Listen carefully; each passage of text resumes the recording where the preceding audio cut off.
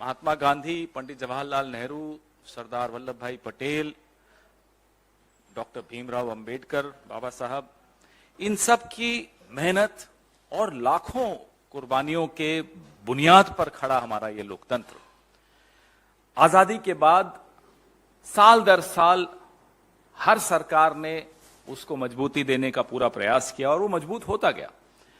आज इस स्थिति में हमारा लोकतंत्र आया इन सब की कुर्बानियों और मेहनत की वजह से कि प्रधानमंत्री सर ऊंचा करके कह सकते हैं मदर ऑफ डेमोक्रेसी, लोकतंत्र की मां भारत को बताते हैं।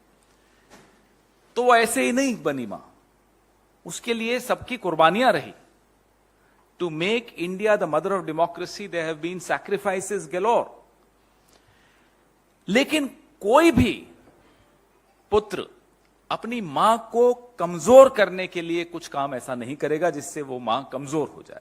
उल्टा उसको ताकत देगा, मजबूती देगा, उसके स्वास्थ्य की रक्षा करेगा, उसके स्वास्थ्य की चिंता करेगा।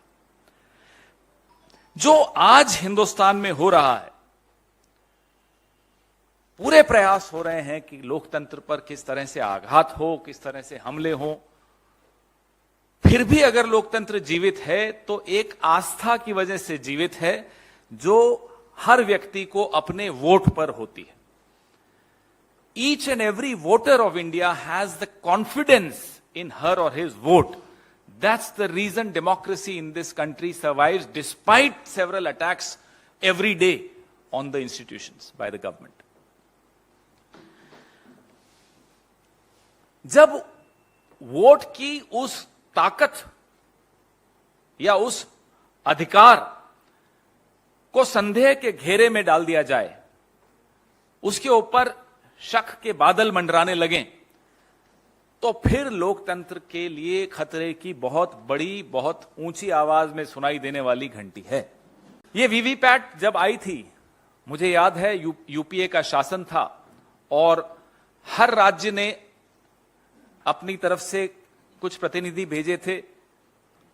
जब उनका डिस्प्ले हुआ था, टेस्ट हुआ था, दिल्ली की तरफ से मैं गया था कुछ और साथियों के साथ। वीवीपैट्स के लाने के पीछे मकसद यह था कि लोगों का ईवीएम पर और चुनावी प्रक्रिया पर भरोसा और मजबूत बने। उनको कोई संशय नहीं रह जाए कि अगर मैंने हाथ पे बटन दबाया है तो वो वोट हाथ पर ही गया है या नहीं, या किसी और पार्टी पर बटन दबाया है तो उसी को जा रहा है या नहीं। ये भरोसा उसका मजबूती से उसको मिले वोटर को, इसलिए वीवीपैट लाई गई। अब जो ये 37% वीवीपैट्स हैं, 17,50,000 वीवीपैट्स में से 6.5 लाख, 1/3 से ज्यादा वीवीपैट्स खराब पाई गई। सोचिए कितना गंभीर यह मसला है।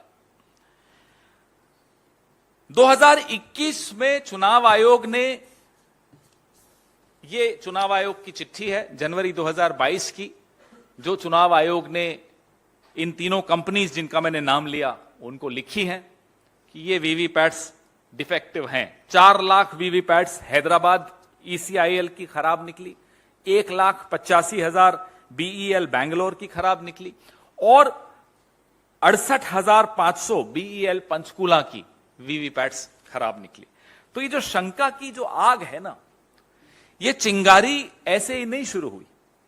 जो लोगों के मन में ये संशय आया, ये कोई मीडिया ने संशय पैदा किया हो या किसी विपक्षी दल ने पैदा किया हो, ऐसा नहीं होता।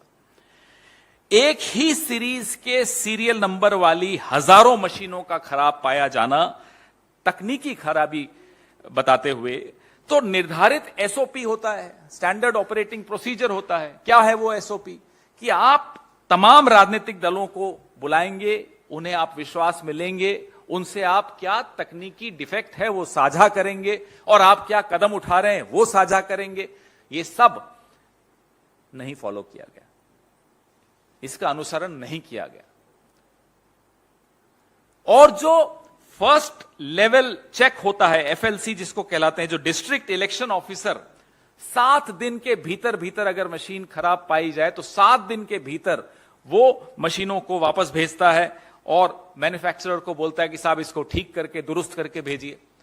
ये भी एक एसओपी है, इसका भी अनुकरण नहीं किया गया। 2021 में आपको मालूम पड़ा कि ये खराब है, 2021-22 में जनवरी में आपने चिट्ठी लिखी।